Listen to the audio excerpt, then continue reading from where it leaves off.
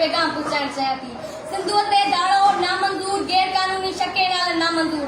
त पोइ पहिरियां सिंध वासियो मुंहिंजी तक़रीर जो उनवान बि इहो ई आहे त सिंधुअ ते दाड़ो नामंजूर, गैर कानूनी शके नाल नामंजूर।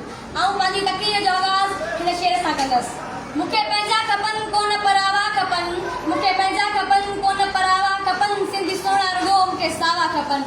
मुंहिंजो भर पियो वसे सुहिणो थर पियो वसे, मुंहिंजो भर पियो वसे सुहिणो थर पियो वसे, मुंहिंजा मारू मिठा मूंखे ढावा खपनि।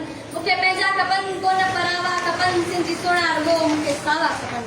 रतरी मुंहिंजो वही बल पियो रेटा करे, रतरी मुंहिंजो वही बल पियो रेटा करे, मूंखे बंदड़ जबल वारा लावा खपनि। मूंखे पंहिंजा खपनि कोन परावा खपनि, सिंधी सोना रुगो मूंखे सावा खपनि।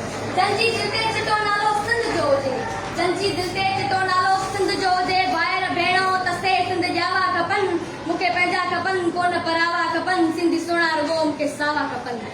सिंध जो मालिक पढ़े उनजी ओसर थिए, सिंध जो मालिक पढ़े उनजी ओसर थिए, कजूं काठियूं अञा निम जा पावा खपनि।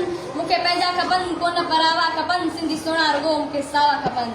मुंहिंजे दिलि ऐं दिमाग़ में ख़्यालनि ऐं लफ़्ज़नि जी अलॻि जंग जे मन अंदरि बेचैन रखियो आहे। सोचियुमि हिन मौक़े जो फ़ाइदो वठंदे अव्हां सां शेयर करियां त असीं नसल दर नसल उहो ॿुधंदा पिया अचूं त सिंध मोहबत जी सरज़मीन आहे, सिंध अमन जी सरज़मीन आहे, सिंध भिटाईअ जी सरज़मीन बि आहे, त सिंध महिमान नवाज़नि जी सरज़मीन बि आहे। असीं सभु हिते आयल वेठल ॿुधंदड़ सभु दावेदार आहियूं त असीं सभु सिंधी आहियूं। सिंध धरतीअ सां सिंधु सां प्यार था कयूं, सिंधु सां इश्क था कयूं, त पोइ हेॾनि सारनि आशिकनि जे हूंदे मुंहिंजे सिंध जे सिंधुअ सां जेका रांदि खेॾी पई वञे, मुंहिंजे सिंधुअ जे मौजनि ते धाड़ो हणी शके नाल आणे मुंहिंजे सिंधुअ खे सुकाइण जी मकरूज़ साज़िश कई पई वञे।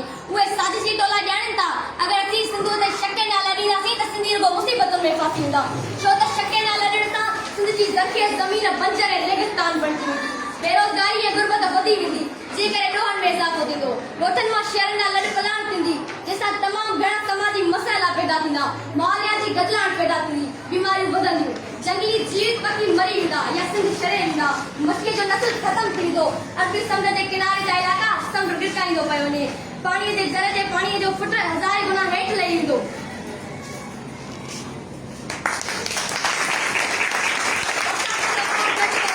जंहिं करे ज़राअत तबाह थी वेंदी, बिजली गैस खां पोइ पीअण जे पाणीअ जो बि वॾो बहिराण पैदा थींदो, ख़ुशियूं ख़तमु थी वेंदियूं ऐं ॾुख जनम वठंदा। उहे साज़िशी टोला अहिड़ी सिंध था ॾिसणु चाहिनि, उहे बुखनि था असांखे ऐं असांजे नस्लनि खे तबाह करणु था चाहिनि, पर इहा पहिरीं साज़िश न आहे।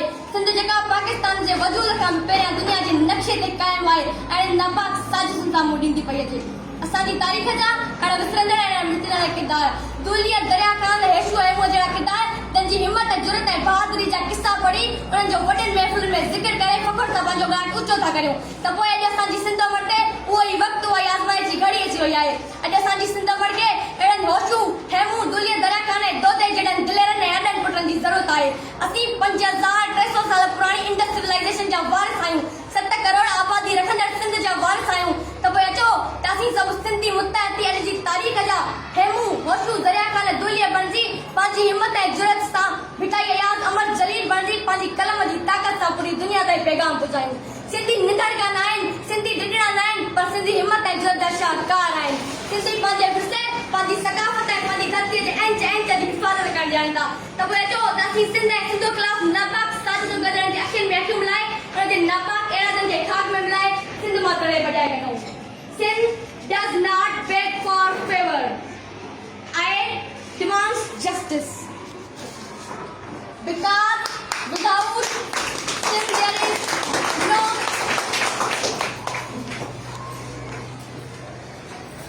there is no sin, and without sin there is no Indus. So we say again and again, no more canals and river Indus. शाकान Sindhu पंहिंजो सावा, सिंध पंहिंजी मावा, सिंध में असांजो सावा, सिंध में असांजो सावा। मुंहिंजा प्यारा साथियो, ही पैगाम अवां लाइ इहो नारो हणी त मर वेसूं पर सिंध न ॾेसूं, मर वेसूं पर सिंधु ते पाणी दा हिकु कतरा न लेसूं, मर वेसूं पर सिंधु ते पाणी दा हिकु फुड़ा न लेसूं। आख़िर में मां शेर चई पंहिंजी जाइ वठंदसि। ॾिजो न हाणे साथियो के रही सखां न मीर खां, ॾिजो न हाणे साथियो के रही सखां न मीर खां, ॾिजो न के मुलामई फ़क़ीर शेख पीर खां। उथो त जंग चोटियूं हराम खोर शूम सां, उथो त जंग चोटियूं हराम खोर शूम सां, वॾो प्रेम किला बचे वॾे खे धूम धाम सां, वॾे खे धूम धाम सां। ॾिजो न हाणे दोस्तो टिड्यो न हाणे दोस्त तो के कान तो बत्ती रखां टिड्यो न चा कची रखां टिड्यो न जेल बंद रखां उथो त शींह थी उथो हक ले लड़ो हक ले लड़ो हमस थी विड़ो ही वक्त जे वयो त पोइ वरी बि जेल काटबा ही वक्त जे वयो त पोइ वरी बि मुर्स मारबा वरी बि नस्ल पीड़बा वरी बि राज पूरबा वरी बि मायरूं हिते मुसीबतुनि में फसंदियूं वरी बि धीअरूं हिते गिर मथे विकाम पियूं गिर मथे विकाम पियूं उथो त जंग जोटरियूं हराम खोर शूम सां उथो त जंग जोटरियूं हराम खोर शूम सां वॾो बेन किलाब अचे वॾे के धूम धाम सां जय सिंध जूं मोलियूं महिरबानी।